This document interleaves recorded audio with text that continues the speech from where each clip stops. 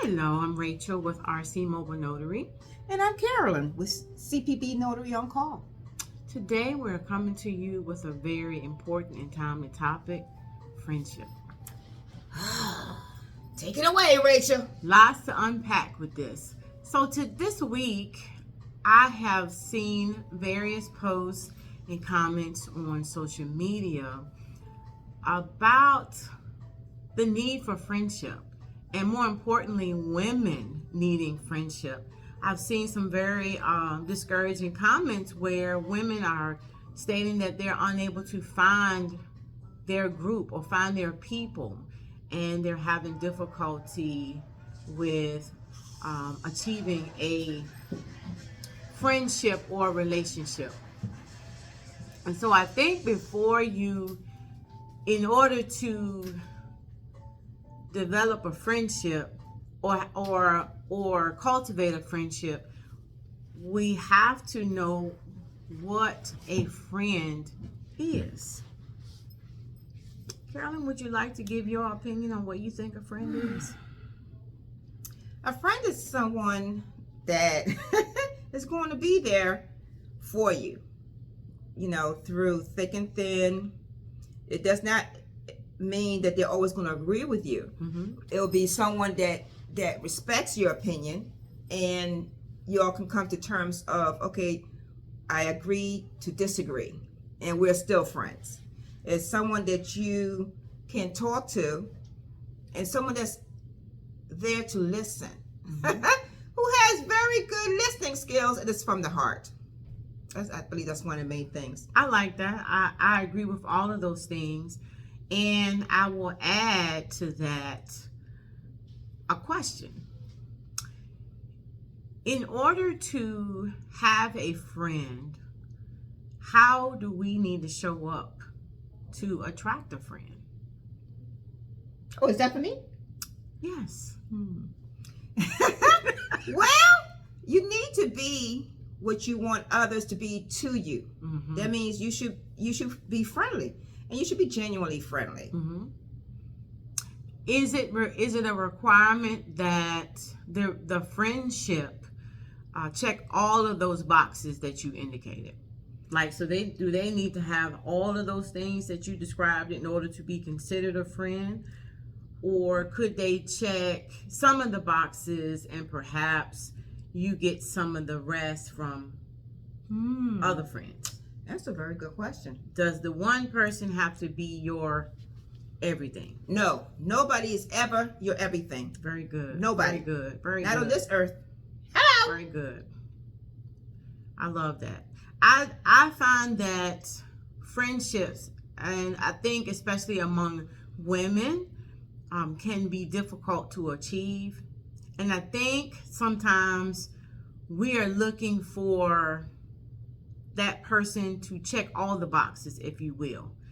And you may have that one every now and again. More often than not, they are not going to check all those boxes. And so with saying that, is it okay if they don't? So like, what are you looking for from a friend? Are you looking for someone to, maybe you're looking for someone to hang out with? And some of the commentary on social media indicated that there's one particular young lady was feeling discouraged because she could not find anyone who was interested in hanging out and doing things. Now, not sure what she was interested in per se, but I could see that she was interested in having companionship and having someone that she could share experiences with. So then my question would be, would it be okay if you had a friend that was adventurous, if you will? And so if you call up Sally Mae, that's her name today, Sally Mae, hey, you want to go skydiving? Hey, do you want to go zip lining? And she's adventurous and she's curious like you are, and you guys hit it off. But when you ask Sally Mae if she wants to go to church with you, she's like, no, I don't want to do that. Does that discount her as a friend? That's a very good question. Again, this will be a personal call. It's definitely a personal call. And in my opinion, since nobody can check off all the boxes, you need friends. It needs to be plural. There you go. There you go. Yeah, once you have one person that is your end it all, now you have made that person most likely an idol. And not only are you setting yourself up for failure, you're setting them up for failure. Because now you're looking at them, and I'm pretty sure they can see that you're expecting so much from them, and they can either one, try to meet all those needs, thereby falling because ain't nobody perfect and can do all that. Or number two, you setting yourself up to be taken advantage of. You never want a person to believe that they're your everything. It's a lot of pressure. There you go. And there's some people that will take advantage of that. You don't want that. You want to have several people that you can say, okay, these are my friends, and they'll have different specialties, so different areas that they like to do. That's what makes it. You have a multifaceted group. I like that. Multifaceted. Multifaceted. Yes, group. Yes, of friends. And then you still want to have certain boundaries that you don't want crossed. That's a personal preference, you know. That's good. Because you shouldn't accept everybody and everything into your life. You should have certain boundaries, some values that you feel, okay, this is not negotiable. Okay, like for instance, let's say you have a friend that likes to go rob banks. Well, that's non-negotiable. I can't be a friend with you because, hey, you go rob a bank, I'm associated with you. They might think I'm an accomplice, and hey, we get both locked up just because I knew you. And we hang. No. Right. In other words, there need to be boundaries. I agree. Now, here's my next question. When you find yourself pondering the fact that you can't find friends, do you look outward all the time, or do you look inward? So by that, let's rephrase it. How do you show up? And in terms of relationship, how, the Bible says that we are to show ourselves friendly. Are we doing that? Are we in a position where we are actually receiving someone else and acknowledging that, like you said earlier, you need to be what you want to see in someone else?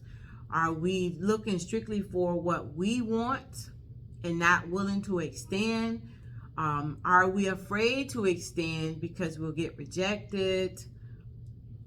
I think in order to develop a friendship, you have to determine what a friendship looks like. What is relationship? And again, they shouldn't have to check all the boxes. Discernment is key for sure. And it just depends on what you're looking for. If you want someone to just hang out with and have fun with, you're bound to find that person. If you're looking for someone that, you're going through it with your significant other and you can call them 3 o'clock in the morning, you might be able to find that person. I think that as women especially, we wear so many hats, and oftentimes we are involved with child rearing, we are involved with our marriage or our relationship, we are involved possibly with child rearing, but maybe not our children, but our grandchildren. We are multifaceted people. Yeah. And I find that there are demands that are placed upon us, and sometimes those friendships place a demand that is not reasonable, and that can cause discord in that relationship. So if you are someone who requires that your friend is available every time you call them, that does not sound like a realistic, that sounds like a setup for failure. Why do I say that? Well, everyone is busy, and if you are doing anything, you're busy. So even if it's just work and home, even if it's, you're shuttling kids back and forth. You and your husband are doing something. You serve in your local church. You volunteer somewhere. You're busy. And so to put the demand on your friendship that they be available for you whenever you call is not reasonable, in my opinion. I think that when you look at the situation, that maybe there are some unmet expectations and unrealistic that could cause a strain on a relationship. What are your thoughts on that? I think you're 100% correct on that. Unmet expectations. I'm going to go back to your question when you said, how do you show up? And when you said that, it was like, wow. Yeah. You're the person that you need to be friends with, along with your creator, the person who created you, foremost. And then after that is with yourself. Because I heard somebody say that again. I heard somebody say, you're always with you. You can't escape you. So you better be your best friend. Say that again. Say that again. Say that again. And yes. You got to be your very best friend. Because you know what you're thinking. There might be even times you don't even understand you. But you got to love you, work on understanding you, work on working out the things you don't like, and at the same time still love you. Because there's nobody perfect. We all got issues and flaws. And just at the same time, we all diamonds, and we're brilliant and we shine and all that good stuff. So you got to be there for you. Speak to yourself every day in a positive tone, a positive manner, because you got to be the first person that's there for you. Because there might be a time when there's nobody else around, and that's okay, because you still got you. I love that. I love that. I think that is the cornerstone to building any type of relationship, whether it's a friendship, whether it's marriage, whether it's whatever, that you being in touch with you. Mm-hmm. To thine own self be true, right? That's so right. When you know who you are and whose you are, then you can then begin to establish those cherished relationships. And also, everyone is not going to be your BFF. And I know I hear that a lot on social media. I hung out with my BFF. This is. Sometimes your relationship will involve having an experience with someone who is not your BFF and may never become your BFF. Would you look to avoid those because you're not besties, or do you embrace them as part of your village? Those people can still become your people. Your relationships could develop from a networking where you met someone and you develop a relationship that way. I think that we have to cast our nets wider as women, and not relegated to just, we went to the same school, we had the same job. I've worked with many people, and I can count on one hand with fingers left over how many of those relationships I maintained after my employment ended or after they left the job. It's very few, and it's okay. It's okay because you work with someone, you have something in common with them. What is that? Y'all both getting paid by the same person. So life is small, and so you're bound to run into those people, because the world is not as big as we think it is. But it's okay that you're not like BFFs.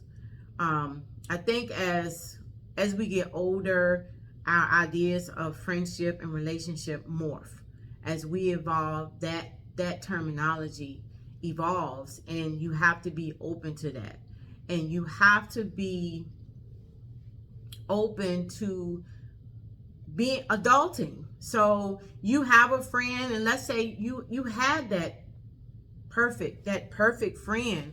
Y'all did everything together. She met a guy, she got married, she had some kids. Life is lifing, right?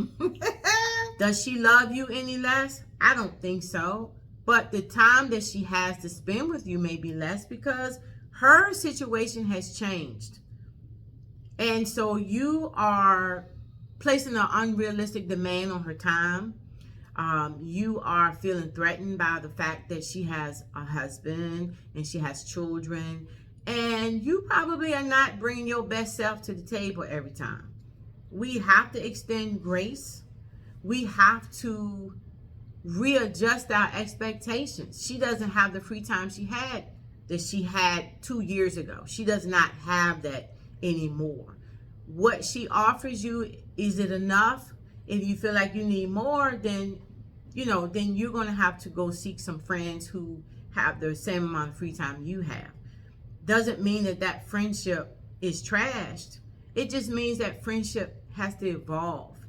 And what I hear more often than not is there's always a group where there's one person who's probably more social than others. They are the planners. They are the ones that seek out the experiences and the opportunities, and then they present it to the other people in their group, and they sign on board. And you may feel like, well, I'm always planning stuff.